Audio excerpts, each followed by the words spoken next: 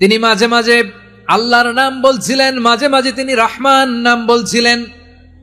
যখন তিনি বললেন ওয়াইদা কিলা লাহুমুসজুদু লিররহমানি ক্বালু ওয়ামার রহমান। বিশ্বনবী মক্কায় যখন মক্কার কাফিরদেরকে, কুরাইশদেরকে বলল তোমরা রহমানকে সেজদা দাও, রহমানের ইবাদত করো, রহমানের জন্য সেজদায় লুটিয়ে পড়ো, মক্কাবাসী বলে রহমান আবার কে? রহমান রে তো চিনি না। রহমানকে? আল্লাহ চিনি, রহমান চিনি না। মক্কাবাসী কি বলে? কারে চিনে? আল্লাহরে চিনে। কারে চিনে না? রহমান কে তো চিনি না। রহমান আবার কোত্থেকে আসলো? কে Rahman? Who is this Rahman? যখন তারা বলে রহমান রে চিনি না, আল্লাহর গায়রতে আঘাত লেগেছে। আল্লাহ বলে রহমান রে চিনো না, না? তাদেরকে চিনানোর জন্য আল্লাহ ৭৮ আয়াত বিশিষ্ট আর রহমান নামে কোরআনে একটা সূরা নাজিল করেছেন। যখন মক্কার কুরাইশরা বলে আল্লাহ চিনি, রহমান চিনি না, আল্লাহ বলে রহমান রে চিনো না, তাহলে চিনে নাও রহমান নামে। তিনি ৭৮ আয়াত বিশিষ্ট কালামুল্লাহ মাজিদে একটা গোটা সূরা নাজিল করে দিয়েছেন। তিনি নাজিল করলেন আর রহমানু আল্লামাল কুরআনা খালাকাল ইনসানা আল্লামাহুল বায়ান। দয়াময় রহমান শেখালেন কোরআন, বানালেন ইনসান, শেখালেন বায়ান। দয়াময় রহমান শেখালেন কোরআন, বানালেন ইনসান, শেখালেন বায়ান। দয়াময় রহমান শেখালেন কোরআন, বানালেন ইনসান, শেখালেন বায়ান। পড়েন আল্লাহু আকবার। আল্লাহ বলে রহমান কারে বলে চেনো না? শুনে নাও, ৭৮ আয়াত বিশিষ্ট গোটা একটা সূরা নাজিল করে দিলাম, সূরাতু আর রহমান। আর রহমান তিনি দয়ালু, আল্লামাল কোরআন, তিনি মানুষকে কোরআন শিখিয়েছেন। খালাকাল ইনসান, মানুষ বানিয়েছেন। আল্লামাহুল বায়ান, মানুষকে কথা বলা, বর্ণনা করা শিখিয়েছেন। পড়েন সুবহানাল্লাহ।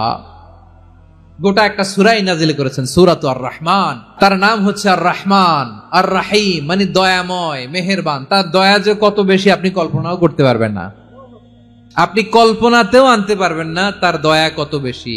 বিশ্বনবী সাল্লাল্লাহু আলাইহি ওয়াসাল্লাম ফরমান, লাম্মা কাদাল্লাহুল খালকা কাতাবা ইনদাহু ফাওকা আরশিহি।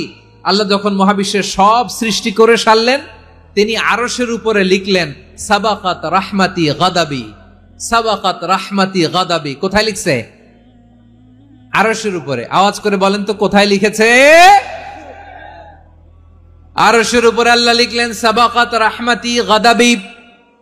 এর মানে হলো আমার দয়ার কাছে, আমার ভালোবাসার কাছে আমার ক্রোধ পরাজয় বরণ করেছে।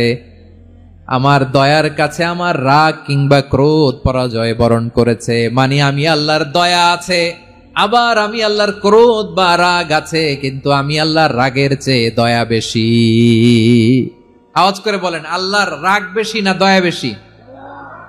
আল্লাহর যদি রাগ থাকতো আমরা বাঁচতে পারতাম? যে পরিমাণে আকাম কুকাম আমরা করি, অপকর্ম করি, অন্যায় করি, জুলুম করে জুলুমের আড্ডাখানা বানিয়ে রেখেছি গোটা দুনিয়াকে, আল্লাহ যদি মুহূর্তে মুহূর্তে রেগে যেতেন আমরা বাঁচতে পারতাম?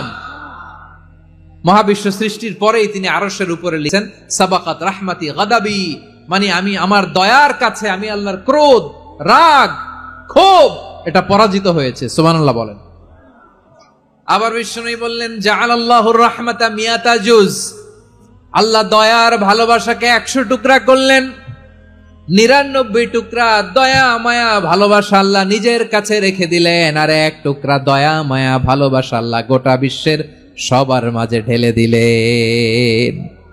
দয়া মায়া ভালোবাসা ১০০ টুকরা করে আল্লাহ নিজের কাছে রাখছেন কয় টুকরা? সবাই বলেন ৯৯ টুকরা। আর গোটা বিশ্বের সবার মাঝে ভাগ করে দিয়েছেন কয় টুকরা? এবার এই ১ টুকরার নমুনা দেখেন তো পৃথিবীতে। স্বামী স্ত্রীর জন্য কত ভালোবাসা, বন্ধু বন্ধুর জন্য কত ভালোবাসা, গার্লফ্রেন্ড বয়ফ্রেন্ডের জন্য গলায় ফাঁস লাগায়, আছে না নাই? এই এখন গলার আওয়াজ বাড়ছে ইয়াংদের। হুজুর এখন গার্লফ্রেন্ড বয়ফ্রেন্ডের ভিতরে ঢুকছে, এখন আমরা আছি হুজুর। দেখেন এই তো কয়েকদিন আগেই তো কত বছরের ১২ না কত বছরের এক মেয়ে, কত বছর? ১১। ওই দেখেন সব মুখস্থ দুষ্টগুলার, আর কিছু মুখস্থ না থাকলে এগুলো মুখস্থ। 11 বছরের, তারে কি বলবো, তরুণীও তো না, কিশোরী। এই কিশোরী ভালোবাসার টানে বাপ মা থুইয়া চলে গেছে কোথায়। দেখেন ভালোবাসারে আল্লাহ 100 টুকরা করেছেন, 99 টুকরা ভালোবাসা আল্লাহ নিজের জন্য রেখেছেন, 1 টুকরা আমাদের সবাইকে ভাগ করে দিয়েছেন। যত পাখি আছে পৃথিবীতে, যত মাছ আছে, যত প্রাণী আছে, যত মানুষ আছে, যত জিন আছে, আমরা সবাই মিলে পেয়েছি ভালোবাসার কয় টুকরা? আর আরশে আজিমের অধিপতি আল্লাহ, তিনি তার কাছে ভালোবাসা রেখে দিয়েছেন কয় টুকরা? তাহলে এবার আওয়াজ করে বলেন, আল্লাহর রাগ বেশি নাকি দয়া বেশি? আল্লাহ তুমি দয়ার সাগর, রহমানুর রহিম, তোমার দয়ায় পূর্ণ আমার সারা নিশিদিন। সবাই পড়েন, আল্লাহ তুমি দয়ার সাগর, রহমানুর রহিম, তোমার দয়ায় পূর্ণ আমার সারা নিশিদিন। আল্লাহু আকবার। আল্লাহ বলেন, রাহমাতি ওয়াসিআত কুল্লা শাই, গোটা বিশ্বের সব জায়গায় আমি আল্লাহর রহমত বিস্তৃত, এমন কোন জায়গা নাই যেখানে আমি আল্লাহর রহমত নাই। ঠিক কিনা বলেন? এমন কোন জায়গা নাই আমি আল্লাহর রহমত নাই। আমি আল্লাহর রহমত ছাড়া গাছের একটা পাতা নড়ে না, আমি আল্লাহর দয়ার রহমত ছাড়া গাছের একটা পাতা পড়ে না, আমি আল্লাহর দয়ার রহমত ছাড়া আকাশ থেকে এক ফোঁটা বৃষ্টি ঝরে না। তিনি হলেন রহমান, তিনি হলেন রাহিম। ঠিক কিনা বলে? আল্লাহরে চিনতেছেন? আলোচনার বিষয় কি? আসুন আমাদের রবকে চিনি। তিনি হলেন আর রহমান, তিনি হলেন আর রাহিম। তার দয়ার কোনো শেষ নাই, তার মায়ার কোনো শেষ নাই। বনি ইসরাইলের এক লোক 500 বছর আল্লাহর ইবাদত করেছে। কয় বছর? কোথায় জানেন? সাগরের মাঝখানে এক পাহাড়, ওই পাহাড়ের উপরে বসে 500 বছর টানা আল্লাহর ইবাদত। দিনে আর রাতে একবার করে নিচে নামতেন। সেখানে আল্লাহ তাআলা পাথরের ভেতর থেকে তার জন্য মিঠা পানির ব্যবস্থা করে দিয়েছেন, আর একটা ডালিম গাছের ব্যবস্থা করে দিয়েছেন। সকালে নামলে একটা টসটসে ডালিম, রাতে নামলে টসটসে ডালিম। এগুলো খেয়ে খেয়ে 500 বছর সে আল্লাহর ইবাদত করেছে। আর সে আল্লাহর কাছে বলেছে, আল্লাহ আমি যখন মারা যাব সেজদারত অবস্থায় যেন মারা যাই। ঠিকই আল্লাহ সেজদারত অবস্থায় সাইয়েদনা আজরাইলকে পাঠিয়ে দিলেন। সেজদারত অবস্থায় লোকটা মারা গেল। 500 বছর ইবাদতের পরে আল্লাহর দরবারে কিয়ামতের কঠিন ময়দানে যখন লোকটা হাজির হয়ে যাবে, আল্লাহ বলবেন, আদখিলু আবদি আল জান্নাতা বিরহমাতি, আমার বান্দাকে আমার দয়া, আমার ভালোবাসা দিয়ে জান্নাতে ঢুকায়া দাও। 500 বছর ইবাদত করছে তো আমার দয়ায় আমার বান্দারে জান্নাত দাও। এই বান্দা বলে, বালবি আমালি, আল্লাহ তোমার দয়া লাগবে কেন? আমি আমার আমল দিয়ে জান্নাতে যেতে চাই। কি দিয়ে? কথা বুঝে নাই বোধহয়। আল্লাহর এই বান্দা কি দিয়ে জান্নাতে ঢুকতে চায়? আমল দিয়ে। আল্লাহ বলছে, আমার দয়ায় আমার বান্দারা জান্নাতে নিয়ে যাও ফেরেশতারা। এ বলে, আল্লাহ তোমার দয়া লাগবে কেন? সেজদা তো কম দেই নাই, জিকির করতে করতে 500 বছর শেষ করে দিলাম, আবার তোমার দয়া লাগবে? আমি তো আমার আমলেই জান্নাতে যেতে পারি। আল্লাহ বলবেন, তাই ঠিক আছে, আমি চাইলাম দয়া দিয়ে জান্নাত দিব, তুমি চাইলে আমল দিয়ে ঢুকবা, ঠিক আছে, তোমার আমল আর আমার যে দয়া দুইটার একটু মাপ দেই। তোমার 500 বছরের ইবাদত এক পাল্লায় রাখো।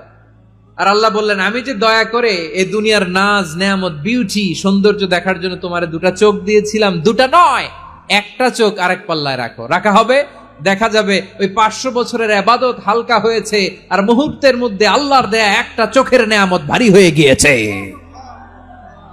আল্লাহ বলবেন, তোমার কথা মতো মাপ দেয়া হলো, এবার ফলাফল দেখো, হিসাব বলে তুমি এখন জাহান্নামে যাবা। Go to the hell fire, যাও এবার জাহান্নামে যাও। মাপ চোখে যখন আসছো আমার সাথে হিসাব ক্যালকুলেশন, যাও তুমি এবার জাহান্নামে যাবা। এবার লোকটা কাচুমাচু করে বলে, আল্লাহ আমি বুঝি নাই, আল্লাহ আমি বুঝতে পারি নাই, খেয়াল করি নাই, তুমি আমারে ক্ষমা করো, তুমি আমারে মাফ করো।